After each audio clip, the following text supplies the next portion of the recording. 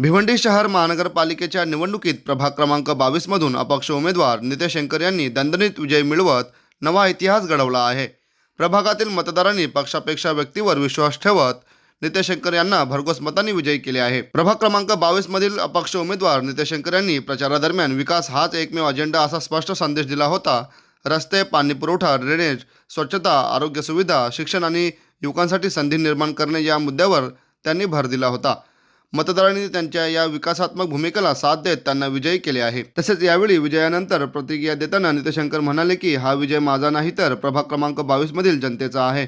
जनतेने माझ्यावर जो विश्वास दाखवला आहे तो मी कधीही तुटू देणार नाही। पुढील काळात प्रभागाचा सर्वांगीण विकास करून या भागाचा कायापालट करणार आहे। प्रत्येक समस्याला प्राधान्याने सोडवली जाईल आणि प्रत्येक नागरिकाचा आवाज महापालिकेत पोहोचवला जाणार। तर चला पाहूया यावेळी प्रभाग क्रमांक 22 मधून विजयी अपक्ष उमेदवार नितेश शंकर काय म्हणाले। तुम्हाला मी सांगतो का आज जे ते प्रकार केला प्रशासनाने, जेव्हा आमची काउंटिंग झाल्याच्या नंतर ते घोषणा दिली, घोषणा देण्याच्या अगोदर त्यावेळी सांगितलं रिकाउंटिंग होणार नाही, पण त्यावेळी त्यांना ती हार पचवता नाही आली। कोणाला? श्याम अग्रवालला। तो त्यांनी रडीचं नाव खेळला तिथं, पण जेव्हा सत्याचा असते ना, सत्य आहे तो सत्याचा विजय होतोच। आज माझे भाऊ कल्पेश ठाकूर, ॲडव्होकेट मयूर चौधरी, कपिल ऐनकर आणि असंख्य माझे जे भाऊ आहेत सगळे आणि हे माता बहिणी आहेत सगळ्या, यांचा जो विश्वास, यावी जी केलेली मेहनत, त्या मेहनतीचा त्यांना ह्यो फल आपल्याला भेटलेला आहे। आज तुम्हाला सांगण्यात मला एक आनंद होतो का आतापर्यंत ह्यो कोण होता? श्यामजी अग्रवाल। त्याला असं वाटत होतं की या एरियामधला मी किंग आहे, बरोबर? किंग कोणीच नसतो, प्रत्येक जण आपल्या घरात जन्मलेला असतो, तो किंग असतो। आज जेवढी माझे महिला मंडळ आहे किंवा आज इथले माझे मित्रमंडळी आहे किंवा इथले जेवढे छोटे छोटे आपल्या या परिसरामधले मुलांपासून या प्रत्येक माणसाने माझ्यासाठी तन मन पूर्ण लावला होता का दादा। आज आपण तुम्ही बघितलं असेल का कोरोना कालापासून तर कॅन्सर पीडित आहेत त्यांच्यापासून, त्याच्यानंतर TB पेशंट आहेत। आज जो मला आशीर्वाद भेटला ना, आशीर्वाद या खाली या गोरगरीब जनतेचा आशीर्वाद भेटलेला आहे आणि यो आशीर्वाद मी त्यांच्यासाठी अर्पण करतो। तीच माझे नगरसेवक, तेच माझे सर्व काही। आज धुरंधर मी तुम्हाला सांगतो, इकडं गटर बनवायचे असले, आपला बांधकाम करायचे असले, मेराही आदमी, बरोबर आहे?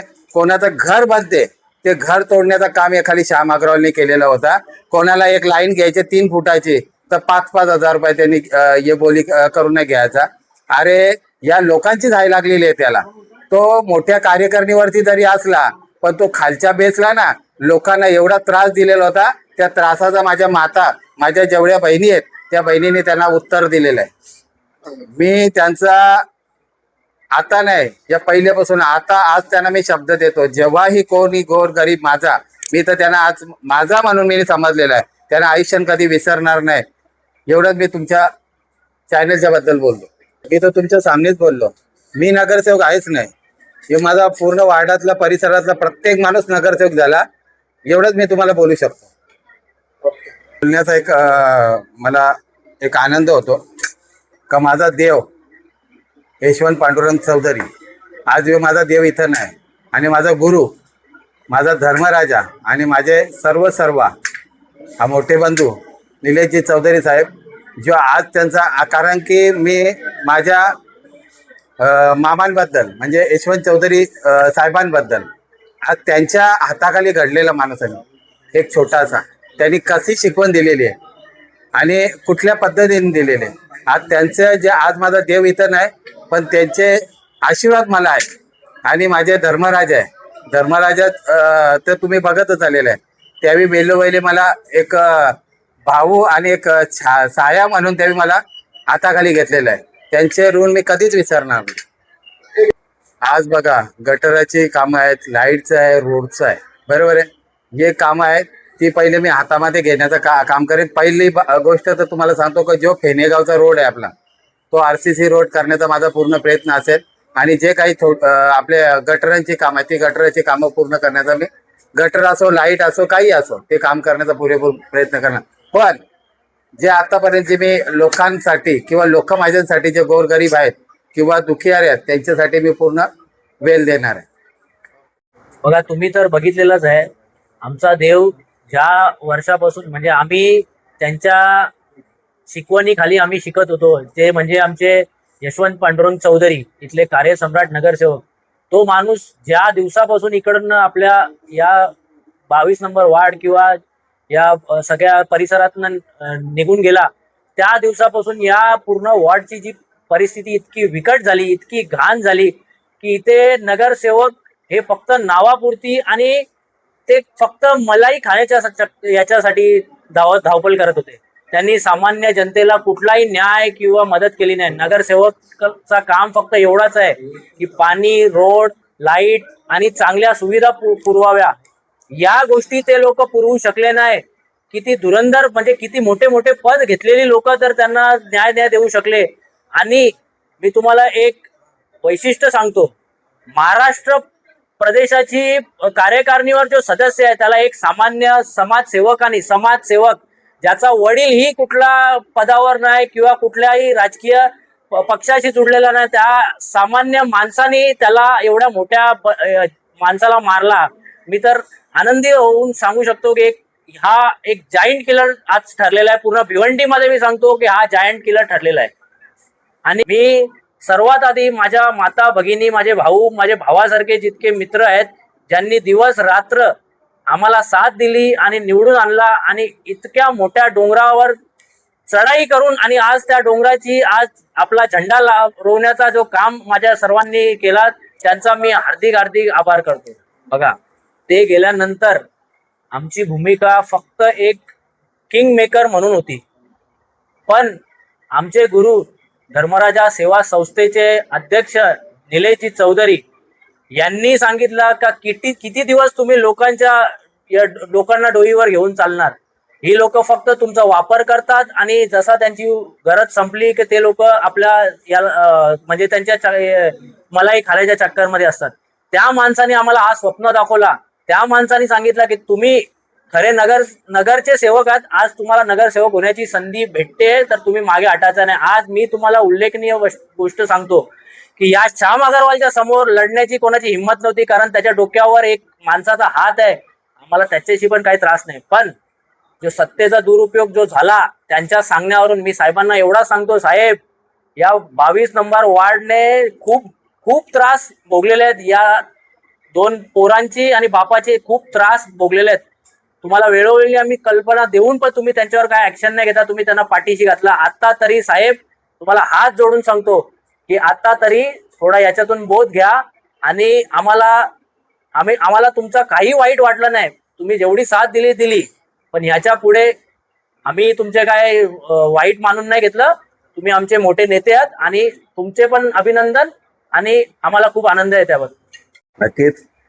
मी माझे मोठे भाऊ नितेश नामदेव ऐनकर यांची भिवंडी निजामपूर शहर महानगरपालिकेच्या प्रभाग क्रमांक 22 मध्ये नगरसेवकपदी निवड झाल्याबद्दल मी त्यांना खूप शुभेच्छा देतो.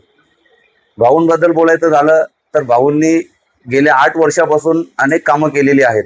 तो कोरोना काल असो, त्याच्यानंतर कोणाची कॅन्सर पीडित रुग्ण असो किंवा अजून इतर रोगाने त्रस्त झालेले रुग्ण असो, तर भाऊंचं जो कार्य आहे त्या कार्यामुळे भाऊ आज नगरसेवकपदी त्यांची नियुक्ती झालेली आहे.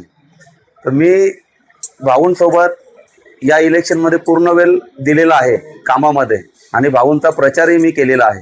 त्यामुळे मी भिवंडीच्या आपल्या या प्रभाग क्रमांक 22 मधील सर्व जनतेचे, विशेष करून मानसरोवरमधील सर्व रहिवासी यांचे खूप आभार मानतो.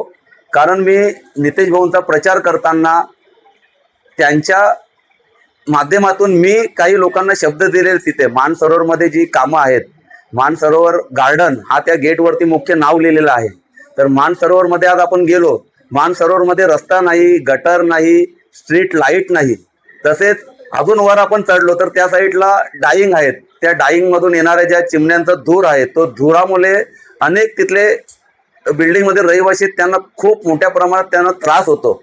त्यामुळे सर्व मानसरोवरकर आज तेथील जे मागचे जे माजी नगरसेवक होते त्यांच्या विरोधात उभे राहिले.